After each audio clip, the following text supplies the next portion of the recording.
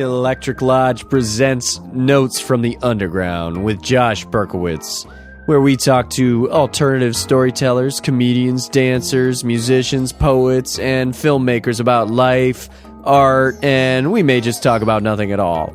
Recorded live from Soul Journey Studios in Venice Beach, California.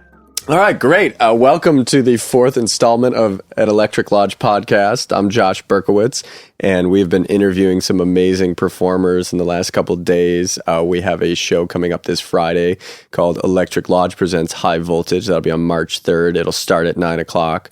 You want to get there early. It's going to be a bit chaotic in Venice. So we have today, right now, Darrian O'Reilly, who is an amazing choreographer and dancer, and who will be doing a solo this Friday, which I'm looking forward to seeing. Dar, I remember when we first met, when you brought your group Clown's Girlfriend to Max 10, and it was mind-blowing. And, you know, sometimes for Max 10, it's like very kind of low-key, but like all of a sudden, like my eyes perked up. I'm like, who the hell are these people? You guys like ran out afterward and like didn't stay for the rest of the show, and you were hanging out in the dressing room and you're all about to leave, and yeah, everyone from your group was like really nonchalant. I'm like, you guys were great, and they're like, yeah. I'm like, what the hell was that? Like, who are you? And you know, you guys said you're from UCLA, and then I slowly kind of like started to dig into the program, the WAC program, World Arts and Culture plus Dance. I was like, something's going on over there. And we were just, before we got on the podcast, we were talking a bit about Vic Marks, which is like great stuff about having her here. So, you know, we could go in a number of directions, but I guess we may as well start with the World Arts and Culture plus Dance. Do you feel like your quirky style really came out when you came to school here, or had that been going on before?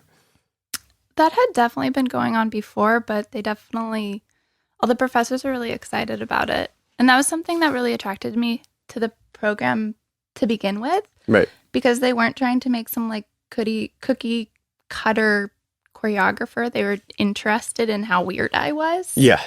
Yeah. In undergrad, I made this dance called Hiding from Judy Butler, and I had my friend who was an actor. Who's Judy Butler?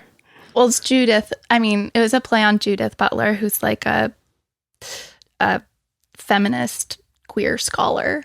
She's in Berkeley. And I had this like really out there strange dance with my friend who's an actor. It was kind of a clowny Russian presence. And I was like, had facial hair that would come on and off. And we had puppets that also had facial hair. And then at the end, we all got married. There's also a giant phallus in it. And I wasn't sure whether when I was applying for schools, I wasn't sure whether I should submit that because it was just so strange.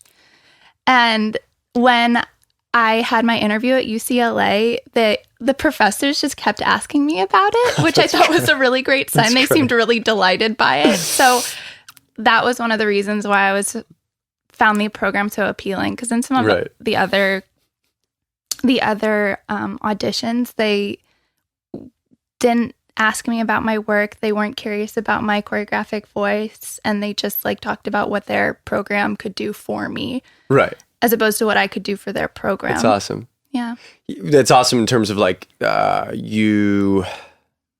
We've talked about this before. Do you consider yourself like there's something? First of all, I can't watch conventional dance, or maybe I can. I'm sure it's great in terms of its skill, and I'm probably jealous of that. But I need dance with a little bit of spice in it. Would you consider yourself like an iconoclast or outsider from the dance community in some ways? And some of the stuff you do, you've bumped up against people, places, and things at times, right? I mean, I also kind of, growing up dancing and going and seeing shows and stuff, I also sort of had trouble connecting to conventional dance. And I was often like kind of bored by it and alienated by it. And yeah, I'm curious if there's any stories from like early on where you knew kind of like that you just didn't quite fit into that cookie cutter. Absolutely. Yeah. I mean, anything come up in particular? Yeah. In college, I auditioned for So You Think You Can Dance. Great. And I auditioned actually with a solo that I eventually turned into Hiding from Judy Butler, where I put a mustache on my face and like was gyrating my hips, and it was to this like French pop song. It was really theatrical. And so I had prepared this solo. I was really excited to show it because I thought that's what happened in the audition. But actually, you just choose a dance genre to improvise in. And I chose jazz for some reason because that's just like one of the few options, even though I'm not exactly a jazz dancer. And I wound up just doing a somersault and then kind of just like lying in a straddle in the audition. And the whole time, there's like cameras where you like all the producers are telling you to scream. And I was just so cynical and disillusioned by the whole process. I was so angsty. And then, of course, this dance turned into like this devised theater piece. So that was like, and I was like 19 or 20. Right. So that was a really impactful learning experience for me of like, oh, I don't really fit into this. And I've never quite fit into commercial dance or, you said conventional dance. Right. But I feel like I really have community here in Los Angeles in the experimental dance scene. Right. That's what's so nice about, at least I see with the program you're in, but also it exists in some other places. And I know I've seen you do stuff at Peter Space, Home LA. And so it's funny, the hip gyrating thing I picked up in Clown's Girlfriend, right? I mean, like, how do you develop a piece like that? Where does it's probably morphed over time. Like, what was the early stages of something like that? And like, how did you gather? Most of them were undergrads who were in the piece, right? And how did that start out? Because I'll just preface it for anybody who hasn't seen it. It's like, I saw there was balloons, there was twerking, there was ball gown dresses, there was a piano player. What else? There was gibberish, disco balls, flashlights, singing. It wasn't normal singing. Yelling, hysteria. I called it a post-apocalyptic prom explosion. Yeah, so that's really great. A post-apocalyptic prom explosion. And I love the parts where, maybe it's my sense of humor, but where each individual woman kind of comes up to do her own little like solo, where she's just like, that's about, and then kind of like some of them trail off, where she's just like, I'm a I would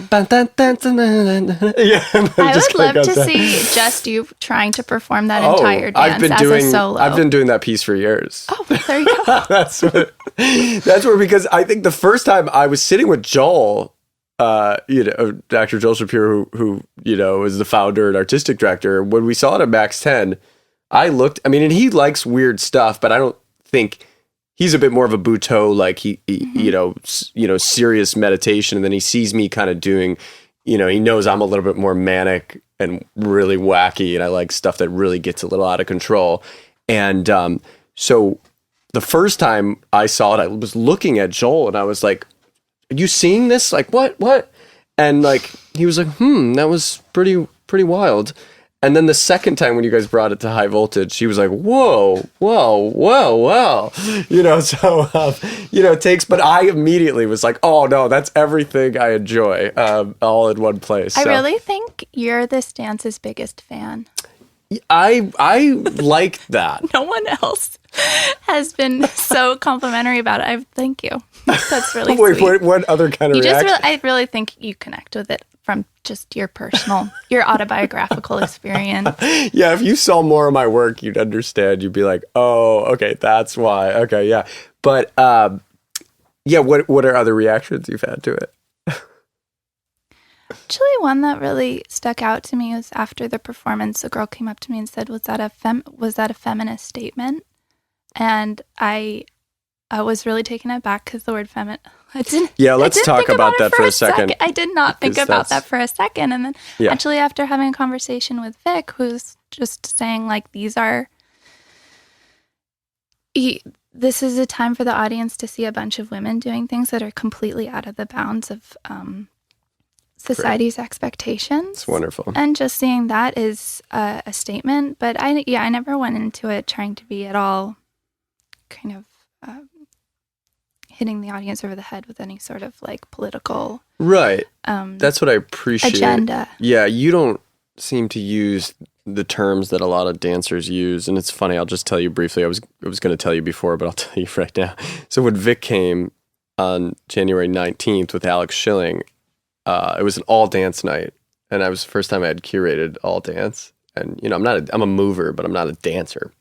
And I was really nervous. Mm-hmm. So I was like preparing, like, what am I going to say before Vic speaks and all this stuff. I didn't know her very well. And people were like, oh, you got Vic coming. And so when she showed up with Alex, I was walking them to their dressing room and I was like, so, you know, I've written some notes about this. And because, you know, I talked to you both briefly and was talking to some other dancers. And, you know, I want to say something about the deconstruction of the gesture and she's like, no, don't use words like that. Like, no, just don't talk about it. She said, you know, she's like, yeah, we've all used the word deconstruction before and gesture. And how about you just talk from your first person of how you met Alex and I, you know, you met us at Peter's Space. What lovely advice. That was one of the biggest leaps of my curating process. Mm-hmm. And then I like was able to just be like, oh yeah, I really like Vic Marks. Mm-hmm. So that's what I like about our conversation now, kind of coming full circle, because we've talked about this before. It's like, you were saying to me a while ago when we met for coffee, like, you don't like to talk in the way that a lot of dancers talk. And I'm intimidated by it, but now I'm starting to kind of break through that. And I'm intimidated in general by, you know, strong feminist work and, you know, how to speak about it, how to not say the wrong thing to piss anybody off, this and that. And, you know, I'm getting over it. But I mean, I'm just wondering what your take is on all that. And, you know, I just love what you said, a post-apocalyptic prom explosion. That's great. I mean, you know, that I don't think you had used that term with me before. That's nice. So, yeah, I mean, how do you like to talk about your work? I mean, you know, the little I've heard is based on, you know, childhood images of, I don't know if it's nostalgia or what. I saw your piece at Home LA and, you know, it was 3 women/girls in bathing suits around a pool singing like a girls club song. Mm-hmm. So I'm just wondering, both with this post-apocalyptic prom explosion and with that piece, like where do you see something streamlining in all your work that not you're necessarily trying to say, but something that's clearly impacting you, that's moving you, causing you to just express? Well, I think before I answer that, I want to just say something really quickly about like the kind of like academic rhetoric that it sounds like is sort of intimidating. Mm-hmm. And like, I don't think actually generally in the dance world, they're like that engaged with that kind of super academic discourse. Oh, that's good. That's good. But that's like, a relief. if you're talking to dancers that have been through, I mean, especially at UCLA where there's a PhD program attached to it too, like they're going to be kind of engaged with this kind of discussion, which is like, can be so amazing to sort of expand your mind in that way. But I sort of try and approach it in the way that I approach making dances, where I want it to be accessible and kind of legible to most of the audience members, at least. Right. And I don't want to like alienate people. Right, so right. That's kind of how I approach just like using that kind of jargon and also making dances, is I've like really try not to make people shut out and create like an inclusive experience. Mm-hmm. And then as far as like the kind of impetus for making these dances is, I think you're like the dance at Home LA and Clown's Girlfriend kind of are both falling into this super kind of nostalgic, dreamy, feminine world, which I was really interested by. And I made both those dances before Trump was elected, and now I'm like diving so deep into this like completely different realm. Yeah, that's gonna happen. So, gosh, I don't know if I can like totally categorize exactly what I'm going through as a choreographer, but it's like right totally now, shifting. Yeah, right now, totally different realm. Yeah, I am curious what I feel emotion from you. What, you know, I don't know what and I know, you don't like to speak in, an academic reaction to what's going on. What are you just feeling basically right now? Just like fear and anger, I guess. Yeah, absolutely. I started working on the dance that I'm like right now in process with before I was elected, and I was studying Greek oracles and like. Oh, right. Yeah, I remember. Yeah, like prophets, basically. Right. And like, I think I was really attracted to that because I really wanted to know what the future held. And now that kind of know, the dance is just pretty much about uncertainty and moving into the darkness. And it is a cast of all women, so I guess I am still like interested in like working with females right now. Right. Yeah, here's a kind of wacky question. A couple of weeks ago, I had this amazing, or last month for High Voltage, I had this amazing Black performance artist. And, I was having trouble. There was like a, gap between our terminology and the way we spoke about things and our background, this and that. And I, at one point, just had to like ask her, like, what do you want to say to white people? And she's like, well, first of all, it's not my job to sit down every white person to tell them what life is and hold their hand. And yesterday when I was speaking to the Lady Idiots, I was kind of prefacing a similar question, but with that in mind of like, when you work with all women, what's that relation to men? Like, are you shutting them out? Are you trying to say something to them? Is it, are you trying to set up a unity amongst women? Do you kind of hear what I'm getting at? What did they say? What did they say? Well, they said they didn't want to shut men out, but but they're not men allowed in that. In that it's great. It's for it's a sisters club. Yeah. So I guess what I'm kind of asking is like, what is the importance about having these girls clubs, these women's clubs, and what's the relation to men there, or as an audience member, or as a performer? I'd say I'll be ambiguous about that. Like, what does it mean to you? Like, what's your thought on working with all women, and is it to kind of have men step back in some way? I mean, I guess I do have sort of a chip on my shoulder about how male dancers get so many more opportunities than female dancers, right. Both as performers and as choreographers. Like when you look at the statistics for male choreographers that receive grants and fellowships and residencies, there's a massive discrepancy in a world where just on a numbers level, there's far more women. So, and I've just seen it on, like in dance classes, men often just get a lot more support and encouragement. Oh, wow. So this is partially my way of just trying to give women opportunities to perform. Yeah. But I also think that my perspective is female, and I think it makes sense for the people that performing my work to be female. I don't know if, I'm sure I'm going to work with men in the future. Right. And I don't feel... Stephen T. Gordon was in your piece, and he was an important part of that piece. Yeah. Yeah, he was great. But, right, that's kind of how I've been gravitating towards lately, but I'm sure that'll change. Right. It's really tough right now to... I went to Peter Space, and I was at a Simone Forti class, and it was me and two other men and like 25 women. Mm-hmm.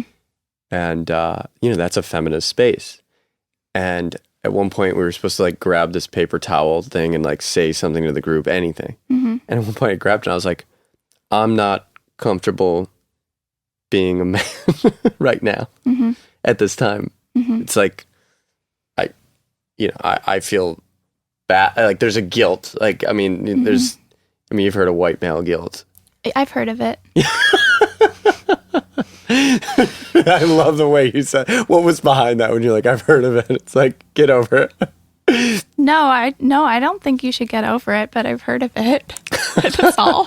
There's also, because I'm white. I understand white guilt. Right. So there's so many levels of, well, there's gender and then there's being white, there's that too. But I've heard about that in the dance world, that it's definitely the authority is actually the gay male in the dance world, and that it's all about getting, bumping against that and not letting that, to fighting against that. Yeah, there's a lot of misogyny in the dance world.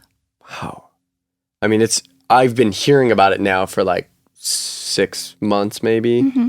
So I'm still trying to wrap my head around it of like, okay, well, what do I do? And you even mentioned this to me, and I've seen little bits and hints of this, and I won't go into specifics too much, but I think last time we had coffee, you're like, yeah, you being like a white male curator is, you should, just know that might have some, I don't remember exactly what you said. You're like, oh, that's kind of a weird position to be in. Not entirely, but just a little bit. I mean, I've had to think about it at least. Yeah, and you should think about it. We should all think about like the perspective that we're coming out of and how that might affect our decisions. But I think getting really preoccupied with feeling guilty or developing some sort of complex about it is not going to be helpful. Well, somebody mentioned something interesting to me, that there's multiculturalism and then there's deconstructionism. Mm-hmm. And somebody I was talking to, a performance artist a couple of weeks ago, he's like, I'm a white boy, and so I'm a deconstructionist. Huh. And I was like, okay. I have no idea what that means.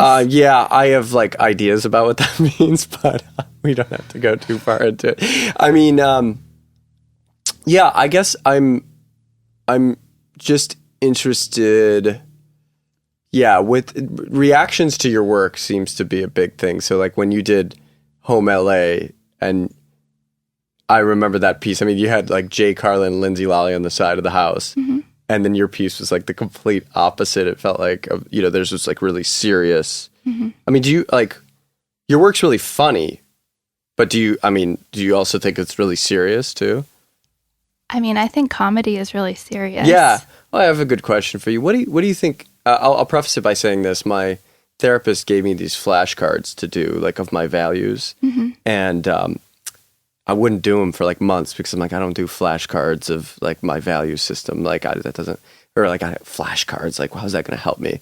And then finally I was like, are you going to give me back those flashcards or are you going to do them? And I'm like, all right, I'll do. And I finally like did them. And then I was like, I had to eliminate all these values that weren't, there was like open-mindedness, which is a big value of mine, but like, or God's will, and also, integrity. Also, and I had to keep eliminating them until all of a sudden I got down to passion and humor. Mm-hmm. And like, I'm not like a funny ha kind of guy. Like but I love like I have a sense of humor. Mm-hmm. Like, what does that mean to you to have a sense of humor other than just the like funny ha comedian like kind of way? Like, what is humor to you deep down? Whoa. Oh my God. I mean, I think humor is a way for us to kind of acknowledge like our own insignificance in a way. I think humor is a way for us to not get bogged down in how heavy life can be. And I think humor is a way to kind of shift our perspective on things. I think humor does what philosophy does. It just kind of flips our view for a moment. And I think it's also really therapeutic to just like laugh. Mm-hmm. I think it's really good for us. Yeah. Mm. Why is there something so funny about being insignificant? That was the first thing you kind of said, and I was talking about this yesterday too. I think it's funny because we think we're very significant. Yeah. Oh, like the Oscar. I mean, everyone's talking about it. I don't like to be topical, but like that moment when La La Land, like those producers are holding those. Yes. Uh-huh. But it is so funny because they had those speeches, and it was like the moment of their lives, and those guys got money, and I didn't love La La Land that much because I thought that they took a director who wanted to do La La Land, mm-hmm. but he had such a small kind of gritty film a couple of years before, mm-hmm. and these really rich guys, I think, came to him, were like, we'll give you everything you ever wanted. Mm-hmm. Like, and so those are the guys who were, that was my immediate empathic, like, feeling when I saw the film. I was like, this is really great, but I know that the system got them. So those guys were holding those Oscars. This is me just giving my opinion. And they were holding those Oscars and they're like, thank you, believe in your dreams, blah, blah, you know, and then like it's all just taken, like literally those golden statues are taken out of their hand. Let's demolish their dreams. Yeah, I mean, I thought it was like my mom and I were talking about it this morning, and we were both like laughing. I mean, it's also funny because it's like, why should we have sympathy for them? They're like in Texas on like TV. Like, I mean, it's not like it's like so really tragic. No, there was something so satisfying when people are calling it justice for like, it really, at least for a moment, symbolized some rightness in the world of like, you know, we've seen so many horrible things happen recently. And then just this showed, I mean, the only sad thing was that Moonlight, you could not hear their speeches. Yeah. Their moment to shine was kind of tarnished. It was tarnished. It was like there was a bigger moment happening of some sort, but their moment and what their film was and what they had to say was totally missed. Yeah. It's upsetting. But yeah, I mean, it's tough because a lot of people were like, oh man, yeah, those white people, like, yeah, they got what they, you know, like. I didn't see La La Land because I was just, I mean, aside from all the like identity politics stuff that I'm pretty much on board with that is problematic, I like couldn't handle like watching like bad singers and bad dance. Like, why should we celebrate that? Right. I just in a musical, like there's so many talented singers and dancers. Right. The fact that they refuse to cast like super deserving people is really annoying to me. The funniest thing is that the tragedy of the film, like the drama of the film is like no one showed up to her one woman show. She was crying like, I'm gonna quit. And he's like, baby, don't quit. Yeah. So anyways, but hold on, how much time? I have a couple more questions. There's a big, for some reason that humor question really got when I was talking to some women from the Lady Idiots. When I asked them what is humor, they were like, whoa. And I was like, what? And I guess it just hits somewhere, just the question, because it's not, humor is not comedy. It's not like the way we see comedy and like, oh, well, I'm a comedian, or I appreciate comedy as much as we all do. But like, yeah, what is humor is really interesting. So I guess kind of on that note of like insignificance, but not just that, or kind of this existentialist feeling, what do you feel like what is most frustrating or challenging to you in your life or art other than maybe Donald Trump? What is most frustrating? God, I really try not to dwell on it, and my own frustrations are probably a little bit different every day, but... Do you think there's something that just, like that theme that's like, oh, that... I mean, I'm really saddened by how little support there is for the arts and how people don't see how the arts can really support a community and like enliven a community. And I'm like really sad that in public school education, the arts are the first thing that's cut. For me, as growing up in public schools, in choirs and in theater, that was what like brought me to school every day, and I think that was what made me not like a super depressed adolescent. So I don't know, it's sad for me that like people are being stripped of their right to make art. Where are you from again? Santa Cruz. That's close to here. It's 6 hours north. Yeah, what was it like growing up in? I mean, my family all lives here now, but I grew up in Michigan. There's a huge difference. Like, is there anything about growing up in California? You're like, oh wow, that's me. Like, I never really identified as a Californian until I moved to New York. And everyone like took one look at me and was like, oh, you're from California, and oh, you're definitely from the Bay Area. Why? What's up with that? I kind of have this like crunchy granola thing going on where I like practice yoga and try and eat really well. And I think that, what else? I kind of have a pretty friendly, open personality. You could be tough though. I've seen you be like when it comes to your work, like I remember when we were doing the show, and you'll be ready this week. I mean, it sounds like you don't have as much complicated stuff to do, but you're like, Josh, I'm very concerned that the flashlights won't like light up well enough for the audience. Yeah, that was a major concern of mine. You were really upset, and you were like, Josh, like it was like 3 minutes before, and you know I'm not a tech person. I'm like, and you were like, Josh, like, did I scare you? No, I can't. I have this thing. I think I scared him. No. Well, I have this problem where, and I'm dealing with this with a lot of artists, where I'm like a really friendly guy, but I'm not that nice. So like, I'll be friendly for a while, and then if somebody like, you know, butts up against me, I start getting like real kind of sharp edged. What's your, like, would you consider yourself a friendly person or a nice person? Do you see any distinction? I've been thinking a lot about how, like, I'm pretty flexible and open to stuff until someone kind of crosses my boundaries, and then I, like, flip out. Me too. I'm the same way. So you're friendly. You're not nice. I guess I'm I don't know. I don't know if I totally agree with your definitions, but, like, that's come up for me quite a few times where people are surprised that I have boundaries and, like, can be, like, angered by things. Yeah. So I don't know if that answers your question, but that's kind of an interesting dynamic. No, but I think you and I are kind of similar in that way.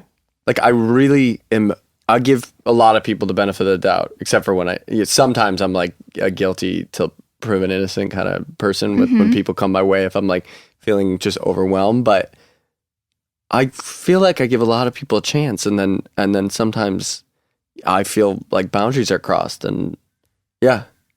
I know. I feel like a huge part of life, like I have this like new rule, not these days, but for a while, like this 1 week back in like September, I was like, all right, I have to set a boundary with somebody every day about something. Yeah. I mean, that's life. We cohabitate. We're social creatures. And some people take a lot and some people give a lot. And always trying to navigate that. It's difficult. Are you familiar in your daily life with the term codependency? Yeah. Do you feel like codependency is like a universal trait in humanity? I mean, yeah, we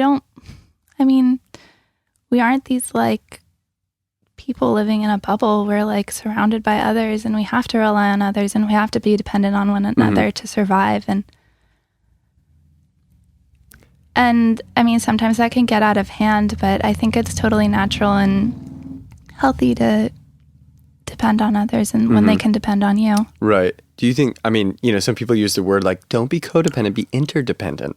Oh, maybe that's what I'm talking about. I'm not sure. Right. Well, interdependent would probably be a healthier version of codependency. Yeah. Oh, I have one more question for you. Okay. So you're, I forgot to congratulate you. You're married now. Mm-hmm. Speaking of codependent, I'm married. No, but that doesn't sound like what it, I mean, how did this, first of all, I'm a little offended I didn't get invited to the wedding, but it sounds like it was really quick and small. The only people that were at the wedding was our brothers and our mothers. Oh, man. So, all right, then I'm not offended at all anymore. Good. It sounded like that was the way it was. It wasn't like a big thing. Like, no, it wasn't. Like if 100 people got invited, I might have gotten an invitation. Maybe if like the top 100, maybe.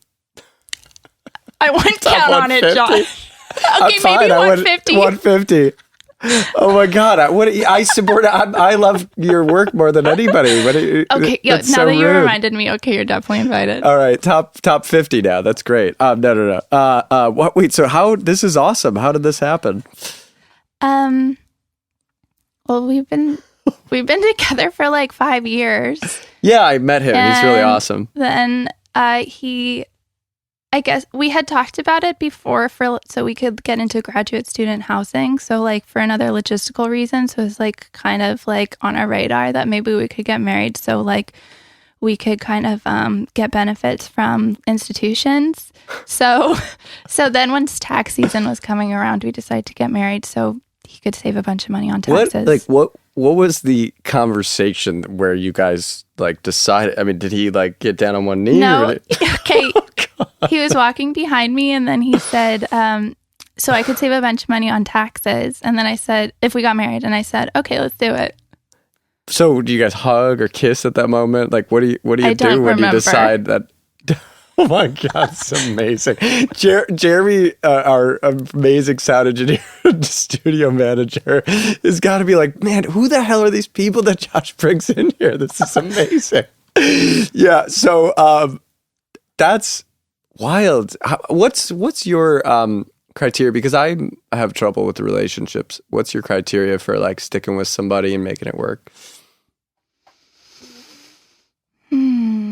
I mean, right now, for our whole relationship, it hasn't been difficult to stick around and make it work because we're really compatible. And right. And he's like so great. He seems really easy to be around. Yeah, he's easy. He's low maintenance. He does his thing. I do my thing. And we have a lot of fun. Are you like do you wear the pants? Or are you the alpha and the... we switch off wearing pants. I'm wearing his pants right now. It's great. Isn't that funny that I asked that? I think after he's worn his pants for a couple of years, they fit me really well. Oh my God, that's amazing. What else is there to say at this point? I have nothing else to say except that that's a great way to. Is there anything else you want to say on that note? Because I don't want to cut you off there. I just think that's a great. We can't even discuss anything else after that. That's just so beautiful. I don't really have anything else to add. Other than he works at a brewery and it's really nice to have unlimited amounts of beer around. Yeah, you like beer. What kind of beer do you like? I mean, I didn't think I liked IPAs before he started working at a brewery that specialized in IPAs. Yeah. I've grown to just love IPAs. And I learned that you have to drink them fresh or else they taste like shit. Yeah. Yeah. It's fun learning about I like sours a lot. I like stouts. You like sour beer? Love sour beer. You know, I didn't like those German beers for a while. Those really kind of weedy Hefeweizen, Schneisen. Bready. They're bready. Bready. They taste like bread. Mm-hmm. What's the weirdest beer you've ever tasted with him at a brewery? Oh, I don't even know. I wish I knew. I wish I had a good answer for that. Well, you like what sour I will say beer. Is I really love kind of sitting around while he's with all these other beer nerds and listening to them characterize beer because it becomes this like really interesting poetic exercise of like having to characterize something that is like essentially something that is just an experience. It's kind of like trying to like talk about art or something. It's just like an experience. So they're like, you know, raisins and stone fruits and grass, and it's really interesting. I hate when people describe like wine and I can't describe it for some reason as kaleidoscopic as I think my brain is when it comes to sniffing wine. I'm like, it smells like a tire, you know. That's it. It's just totally takes practice, I guess. I'm not very good at anything. it either. Yeah, like anything. You just have to train your brain. You think practice makes perfect? Never perfect, but it gets you somewhere. That's awesome. I think we could stop there unless you have anything important to say. No, just we're insignificant. We're just life is insignificant. It's good. But this was. Let's end on that note. This was a really good conversation. You're wearing his pants. That's awesome. Yeah, that's great. Well, thank you. Thank you so much. Thank you. Awesome. All right, this has been the Electric Lodge podcast, and that was our fourth installment with Darrian O'Reilly, and we'll see you on Friday, March 3rd. 9 p.m. I'm going to take my shirt off. Oh, for the show? Yeah. Oh, great. Okay, awesome. We're all looking right now. Yeah, that's what it sounded like. I was like, this has been Electric Lodge presents Notes from the Underground with Josh Berkowitz. We hope you enjoyed and tune in next time. Recorded live from Soul Journey Studios in Venice Beach, California.